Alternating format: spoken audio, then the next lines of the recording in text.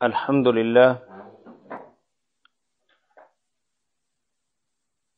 للہ رب العالمین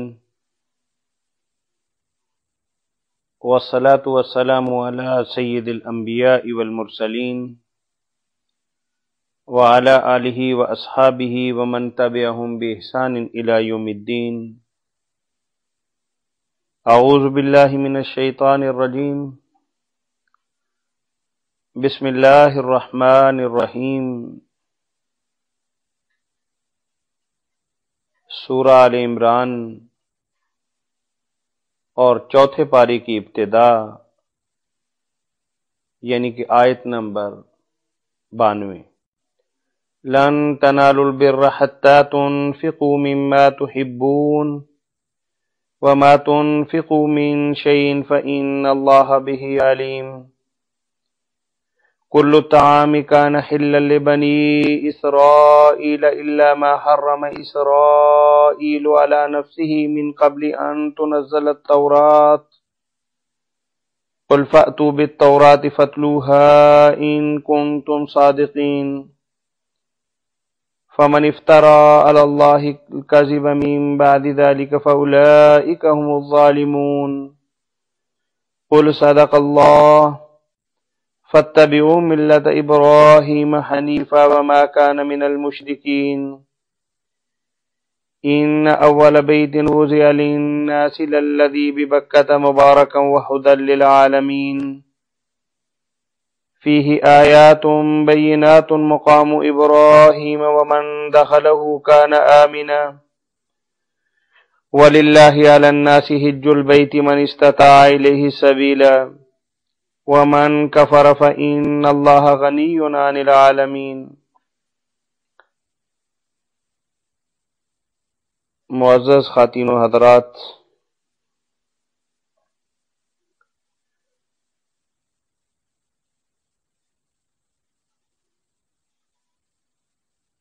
خطاب تو براہ راست یہود و نصارہ کے ساتھ ہی ہے، اور ان کے عقائد کے بارے میں، نظریات کے بارے میں اور ان کے رویے کے بارے میں جو مسلمانوں کے ساتھ وہ رکھے ہوئے تھے، خاص طور پر یہود کے متعلق تو اللہ نے بڑی وضاحت کے ساتھ بتا دیا کہ ان کے خبث باطن کا اندازہ کیجئے کہ کبھی بھی کسی بھی اعتبار سے وہ تھوڑا بہت بھی سوراخ اور موقع ملتا ہے تو اسلام اور صاحب اسلام یعنی نبی کریم صلی اللہ علیہ وسلم کی ذات گرامی کو بات بے بات درمیان میں لے آتے ہیں اور اپنے دل کی بڑاس نکالتے ہیں، اور ہر بات کو، یعنی جیسے جھوٹا آدمی بات بات پہ قسم کھاتا ہے، جاہلانہ طریقے سے قرآن سر پہ اٹھانے کی بات کرتا ہے، یہ ایک بے اعتبار آدمی کو بات کرتے وقت کسی سمجھدار اور ذمہ دار آدمی کا نام لے کے اپنی بات کے اندر وزن پیدا کرتا ہے کہ مجھے اس نے کہا ہے، جبکہ حقیقت کے اندر ایسی کوئی بات نہیں ہوتی۔ تو یہاں بھی اللہ وحدہ لا شریک یہی فرما رہے ہیں کہ اب اصل دکھ اور تکلیف اور پریشانی اور رنج تو ان کو اور تھا، اور وہ رنج یہ تھا کہ اسحاق علیہ السلام کی آل اولاد کو ملنے والا شرف اور وہ اعلیٰ ترین مقام جو پوری دنیا کے اندر ان کے احترام کا، عزت کا، وقار کا ذریعہ بنا ہوا تھا، اب یکدم اللہ وحدہ لا شریک نے اپنی حکمت بالغہ سے، اپنے فیصلے سے، اور جو کسی ناانصافی پر، کسی غلطی پر، ظلم پر مبنی کبھی نہیں ہوتا۔ آپ دیکھیے کہ ایک قوم کو جب ذمہ داری دی گئی کہ آپ نے یہ کام کرنا ہے، اور جب وہ مقرر کردہ ہستی یا فرد یا افراد یا ملت یا قوم یا گروہ وہ کام نہیں کرتے تو انہیں کب تک برداشت کیا جا سکتا؟ اب اللہ تعالیٰ وحدہ لا شریک نے بنی اسرائیل کو قدم قدم پر روکا، ٹوکا، اور بعض اوقات ان کو سزائیں بھی دیں کہ اپنے رویے درست کرو، اپنے معاملات کو اور معمولات کو دیکھو اور کچھ خیال کرو کہ کتنے بڑے اعلیٰ منصب پر تمہیں فائز کیا ہے، کیسی عظیم ذمہ داری اللہ وحدہ لا شریک کی طرف سے تم پر عائد ہوتی ہے،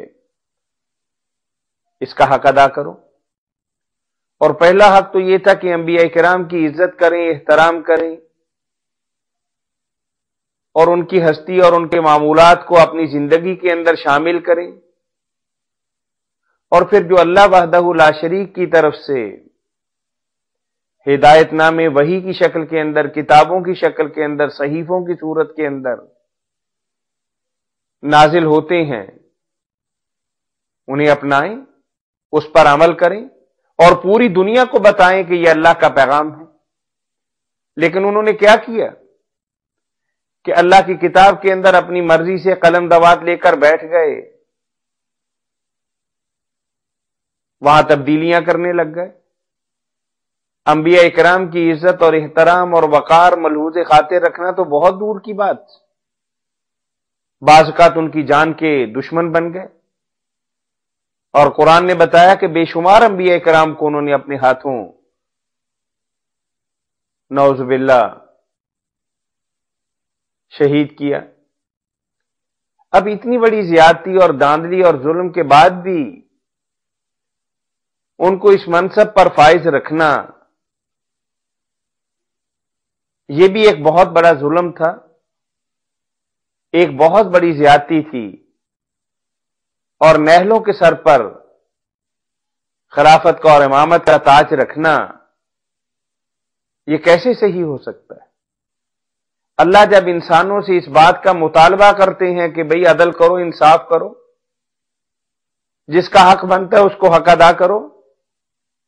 اور جس کی جو ذمہ داری بنتی ہے اس سے وہ ذمہ داری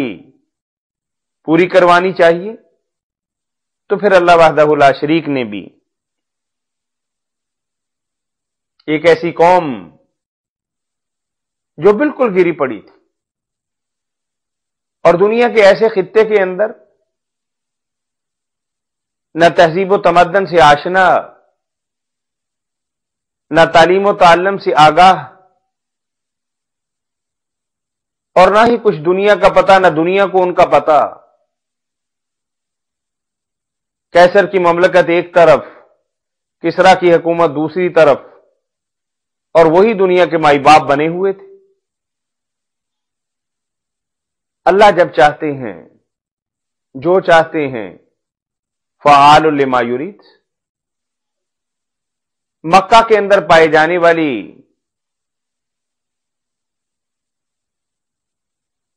قریشی اور ہاشمی جو اولاد اسماعیل در حقیقت ابراہیم علیہ السلام ہی کی آل اولاد تھے، لیکن فرق صرف یہ تھا کہ ابراہیم علیہ السلام کے دوسرے بیٹے اسماعیل علیہ السلام جو بی بی ہاجرہ کے بطن سے تھے۔ اب بی بی ہاجرہ کا مرتبہ اور مقام گھٹانے کے لیے یہ ضمناً میں بات کر رہا ہوں، انہوں نے بار بار یہ بات کہہ دی کہ بی بی لونڈی تھی اور باندی تھی، تاکہ حقارت سے، کیونکہ انبیاء کرام کا ایک بہت ہی مبارک سلسلہ اللہ بہترین انسانوں میں سے اور بہترین قبیلوں میں سے اور بہترین خاندانوں میں سے تمام تر انبیاء کرام کا انتخاب کرتے ہیں، آزاد اور خود مختار لوگ، سمجھدار اور ذمہ دار اور دیانتدار لوگ، یعنی مصطفی، یعنی پسند کیے ہوئے، چنے ہوئے، تلاش کیے ہوئے، یہ لقب ہے انبیاء کرام کا۔ تب انہوں نے آل اسماعیل کا وزن اور قدکاٹ کم کرنے کے لیے یہ بات کہہ دی کہ ہاجرہ جو ابراہیم علیہ الصلوۃ والسلام کی دوسری بیوی تھی، بلکہ چھوٹی بیوی تھی، ان کے بارے میں کہہ دیا کہ وہ باندھی تھی، غلام زادی تھی اور لونڈی تھی، جبکہ ان کی اپنی کتابوں کے اندر سفر یشا کے اندر یہود کی معتبر ترین تاریخی کتاب ہے، اس میں کیا لکھا ہوا ہے کہ ہاجرہ شاہ مصر کی بیٹی تھی، لیکن جب شاہ مصر نے بی بی سارا کی کرامات اور اس کا فضل اور اس کے ساتھ پیش آنے والے معاملات کے اندر اس بی بی کی بزرگی دیکھی تو اس زمانے کے دستور کے مطابق شاہ مصر نے کہا کہ میری بیٹی گو دوسری بیوی بن کے جائے گی، بڑی بیبی کی خدمت کرے گی، اور اس کی خدمت کرنا اور اس کی باندی بن کے رہنا میرے لیے زیادہ عزت کا باعث، یعنی بادشاہ زادی ہے، لیکن بادشاہ اپنے طور پر یہ بات کہتا کہ اگر میری بیٹی ابراہیم علیہ الصلوۃ والسلام کی دوسری بیوی بن کے بڑی بیوی کی خدمت کرتی بھی رہے، خادمہ بن کے بھی رہے، لونڈی یا غلام بن کے رہے یا باندی بن کے بھی رہے، یہ بات میرے لیے باعث عزت ہے۔ یہ تو ایسے ہی ہے کہ جیسے ایک آدمی اپنی بیٹی دیتے وقت کہتا ہے کہ جی ابھی آپ کی باندی ہے، آپ کی غلام ہے، آپ کی تابع دار ہے، آپ کی خدمت گزار ہے، آپ کے اشارہ ابرو پر یہ کام کرے گی، لیکن حقیقت کے اندر وہ نہ باندی تھی نہ غلام تھی، ایسا ہرگز نہیں۔ تو المختصر یہود نے ایک بہانہ بنا رکھا ہے کہ ہر بات کے اندر ٹانگ اڑانا، اسلام اور مسلمانوں کو ذلیل و رسوا کرنا، اور وہ کس لیے؟ تاکہ لوگ سمجھیں۔ یہ تو اس زمانے کی بات ہے، آج ان کے طریقے اور طرز عمل بدل گیا۔ آج ہمارے اندر ہی سے ہمارے جیسے ناموں والے، ہمارے جیسی شکلوں والے کچھ لوگوں کو ابھارا جاتا ہے، بھڑکایا جاتا ہے، ان سے اسلام کے خلاف بات کروائی جاتی ہے۔ اس زمانے کے اندر چونکہ ادیان کا مقابلہ تھا، کچھ اور رنگ ڈنگ اپنائے جاتے تھے، آج وہ باتیں نہیں ہیں۔ ایک مسلمان ان باتوں پر براہ راست غور نہیں کرتا، اور اس کی کوئی قدر و منزلت نہیں ہے کہ اسلام نے بڑی وضاحت کے ساتھ اور بہت کھل کر ان کے جوابات دے دی۔ اب یہاں وہ ایک بات کرتے ہیں کہ دیکھیے پچھلے 2 رکوعوں کے اندر آپ نے دیکھا کہ یہود نے کہا کہ بھئی صبح کو مسلمان ہو جاؤ، شام کو انکار کر دو،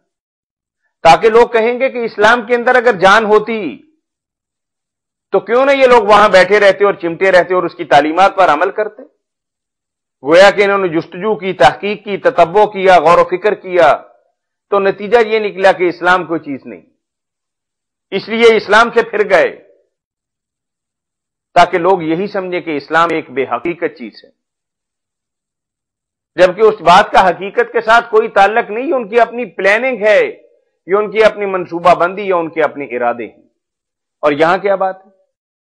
کبھی کبھار کہتے ہیں کہ یہ قبلہ کیوں بدل گیا؟ اگر نبیوں کا قبلہ بیت المقدس ہے اور کل تک یہ بندے خود مدینہ منورہ کے اندر آنے کے بعد 15 سے 18 مہینے تک، کوئی روایت 16 ماہ کی ہے، کوئی 17 کی ہے، 18 کی ہے، یہ بیت المقدس کی طرف منہ کر کے نماز پڑھتے تھے، اب کیا ہو گیا؟ بیت المقدس تو اپنی جگہ پر قائم و دائم ہے، اور بیت المقدس کی عزت بھی مسلمہ ہے کہ ہم بھی اسی کی طرف رخ کر کے نماز پڑھتے ہیں، اور ہماری دوسری شاخ نصارہ بھی اسی کی طرف رخ کر کے نماز پڑھتے ہیں،